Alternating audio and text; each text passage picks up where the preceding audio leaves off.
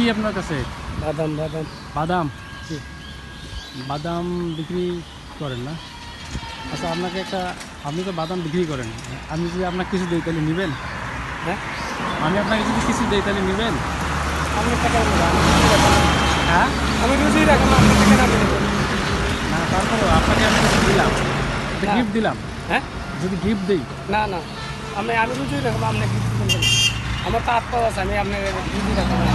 আমার তো এটা নেবার কোনো কষ্ট হচ্ছে না, তারপরে দিলাম আপনাকে। না, কোনো প্রয়োজন হচ্ছে না। শোনেন শোনেন শোনেন, না আপনাকে তো আমি মানে টাকা নিচ্ছি না, আপনাকে মানে একটা গিফট দিব আপনাকে। না লাগবে মানে না। আপনার আপনার যে মানে যে কথাবার্তা, এই কারণে আর কি আমার পছন্দ হয়েছে, এই কারণে দিব। আমি লাগবে না ভাই। লাগবে না? না। আপনার তাহলে মন থেকে করতেছেন লাগবে হ্যাঁ না? আমার মন থেকে করতেছে, আমার লাগবে না। আচ্ছা থ্যাংক ইউ তাহলে যান।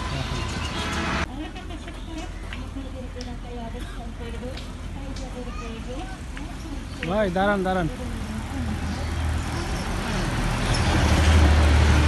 ভাড়া যাবেন?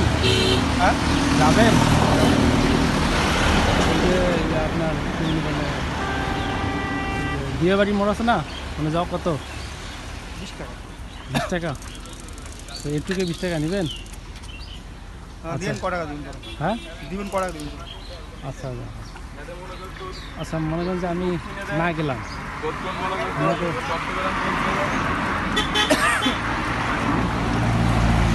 না গেলাম, আপনাকে একটা জিনিস দিয়ে নেবেন?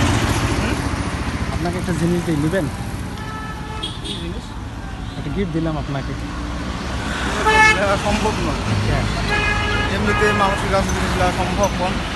না, যদি কেউ দেয় আপনাকে, সম্ভব তো নয়, এমনিতে সম্ভব মানুষের থেকে। সম্ভব না অসম্ভব সেটা আলাদা। মানে আপনি কেউ যদি দেয় আপনাকে ইচ্ছা কি করে, জোর করে, তাহলে আপনি নেবেন না? এটা কিছু বোঝা যাচ্ছে না ভাই, হ্যাঁ? এটা আপনার ব্যাপার। আচ্ছা যাই দাঁড়ান, আমি যাবো না, আপনাকে শুধু বললাম আর কি। তারপর আপনি যেভাবে কথা বলছেন, আমার পক্ষ থেকে আপনার একটা গিফট, এটা একটা পাঞ্জাবি, বুঝছেন? Thank you. হ্যাঁ যান, আমি যাবো না, আপনাকে এই কারণে দাঁড় করে। চলেন গিয়ে চলেন, না সমস্যা নেই। সমস্যা নেই, ধন্যবাদ। ঠিক আছে।